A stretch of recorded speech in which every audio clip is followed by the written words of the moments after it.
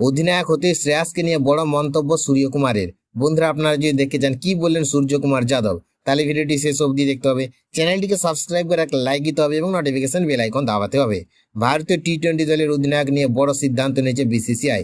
সূর্যকুমার যাদবের পরিবর্তে নতুন অধিনায়ক হিসেবে দায়িত্ব পেয়েছেন শ্রেয়াস আয়ার। তার নেতৃত্বে আসন্ন আয়ারল্যান্ড এবং ইংল্যান্ড সিরিজে মাঠে নামবে টিম ইন্ডিয়া। যদিও এই সিদ্ধান্ত নিয়ে আগে জোর জল্পনা ছিল, শেষ পর্যন্ত সেটাই বাস্তবে পরিণত হয়েছে। গত কয়েক বছরে আইপিএলে অসাধারণ নেতৃত্বের পরিচয় দিয়েছে শ্রেয়াস আয়ার। কলকাতা নাইট রাইডার্স এবং পাঞ্জাব কিংস দুই দলকে সফলতার পথে এগিয়ে নিয়ে যেতে গুরুত্বপূর্ণ ভূমিকা পালন করেছেন তিনি। ব্যাট হাতে ধারাবাহিক পারফরমেন্সের পাশাপাশি অধিনায়ক হিসেবে নিজের যোগ্যতা প্রমাণ করেছেন। অন্যদিকে সূর্যকুমার যাদব ভারতের বেশ কিছু গুরুত্বপূর্ণ সিরিজে নেতৃত্ব দিলেও সাম্প্রতিক সময়ে ব্যাট হাতে প্রত্যাশা মতো পারফর্ম করতে পারেনি। ফলে নির্বাচকদের সিদ্ধান্তে তার জায়গায় নতুন অধিনায়ক হিসেবে বেছে নেওয়া হয়েছে শ্রেয়াসকে। তবে এই পরিবর্তনকে ইতিবাচকভাবে গ্রহণ করেছেন সূর্যকুমার। নিজের ইনস্টাগ্রাম স্টোরিতে শ্রেয়াস আয়ারের সঙ্গে একটি ছবি পোস্ট করে তিনি লেখেন, আমি খুব খুশি যে একজন মুম্বাইকার ভারতীয় টি-20 দলকে নেতৃত্ব দিতে চলেছে।